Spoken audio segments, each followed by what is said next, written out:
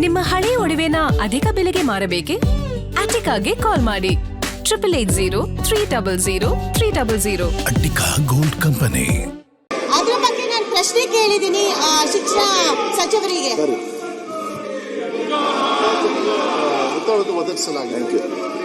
ಉತ್ತರವನ್ನು ಕೊಟ್ಟಿದ್ದಾರೆ ಸಭಾಧ್ಯಕ್ಷರೇ. ನಾನು ಹೇಳ್ತಾ ಇದ್ದೀನಿ ಅಂದ್ರೆ ಅತಿಥಿ ಉಪನ್ಯಾಸಕರಿಗೆ ಅಟ್ಲೀಸ್ಟ್ ಕನಿಷ್ಠ ವೇತನ ಕೊಡಬೇಕು ಅಂತ. ಯಾಕಂದ್ರೆ ಈಗ ಕೊಡ್ತಾ ಇರುವ ವೇತನ ಗೆಸ್ಟ್ ಟೀಚರ್ಸ್ಗೆ ಬರೀ 14,000 ರೂಪಾಯಿ ಮಾತ್ರ. ಅವರು ವಾರದಲ್ಲಿ 10 ಗಂಟೆ ಕೆಲಸ ಮಾಡ್ತಾರೆ, ಆದ್ರೆ ಅವ್ರಿಗೆ ಸಿಗ್ತಾ ಇರೋದು 14,000. ಈಗ ಕನಿಷ್ಠ ಪಕ್ಷ ಕನಿಷ್ಠ ವೇತನ ಅಲ್ಲ.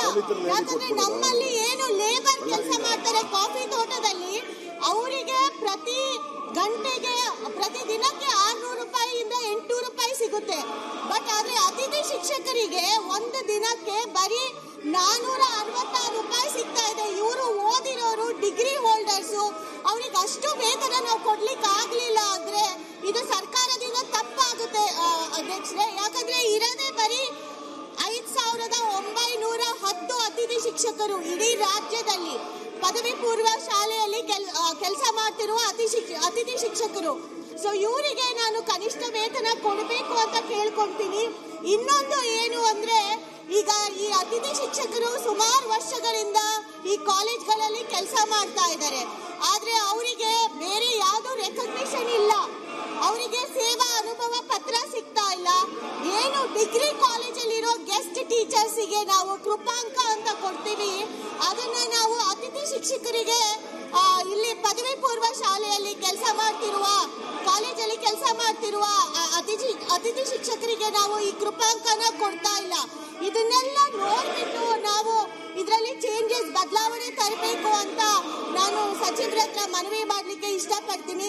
ಮತ್ತೆ ಮಹಿಳಾ ಅತಿಥಿ ಶಿಕ್ಷಕರು ಏನಿದ್ದಾರೆ ಅವರಿಗೆ ಏನು ಮೆನಿಸ್ಟ್ರಲ್ ಲೀವ್ ಕೊಡಬೇಕು, ಮತ್ತೆ ಮಟರ್ನಿಟಿ ಲೀವ್ ಕೊಡಬೇಕು, ಅದನ್ನು ಕೂಡ ಕೊಡಬೇಕು ಅಂತ ನಾನು ನಿಮ್ಮ ಮೂಲಕ ಕೇಳ್ಕೊಳ್ಳಿಕ್ಕೆ ಬಯಸ್ತೀನಿ. ಈ ಅತಿಥಿ ಶಿಕ್ಷಕರಿಗೆ ತಿಂಗಳಿಗೆ ಒಂದ್ ದಿವಸ ರಜನೂ ಕೂಡ ಸಿಗ್ತಾ ಇಲ್ಲ ಸಭಾಧ್ಯಕ್ಷರೇ. ಇದ್ರ ಬಗ್ಗೆ ಅವರು ಮಾನ್ಯ ಸಚಿವರು ಗಮನ ಹರಿಸಬೇಕು ಅಂತ ನಿಮ್ಮ ಮೂಲಕ ಕೇಳ್ಕೊಂತೀನಿ.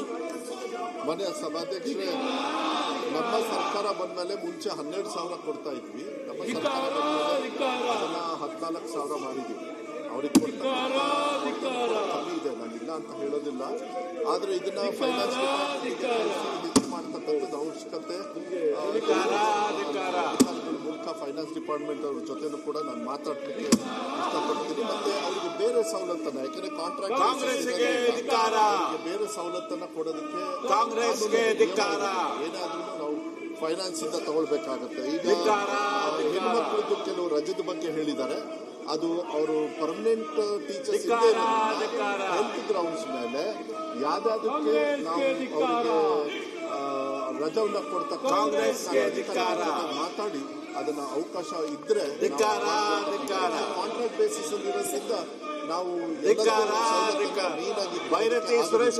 ಆಮೇಲೆ ಗ್ರಾಮೀಣ ಅಂತ ಏನು ಅತಿಥಿ ಶಿಕ್ಷಕರಿಗೆ ಆತರ ಕಾನೂನಿಲ್ಲ.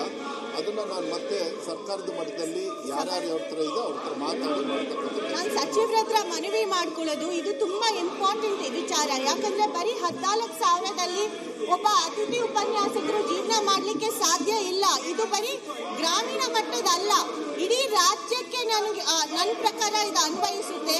ತುಂಬಾ ಮುಖ್ಯವಾದ ವಿಚಾರ. ನಾವು ನಮ್ಮ ಸರ್ಕಾರ ಇದ್ರ ಬಗ್ಗೆ ನಾವು ಕಾಳಜಿ ವಹಿಸ್ಕೋಬೇಕು. ಇನ್ನೊಂದು ವಿಚಾರ ನಾನು ಹೇಳಲಿಕ್ಕೆ ಮರ್ತು ಬಿಟ್ಟೆ, ಇವ್ರು ಔಟ್ಸೋರ್ಸ್ ಆಗಿರೋದ್ರಿಂದ ಪ್ರತಿ ವರ್ಷ ಇವ್ರದ್ದು ರಿನ್ಯೂವಲ್ ಆಗುತ್ತೆ ಕಾಂಟ್ರಾಕ್ಟ್.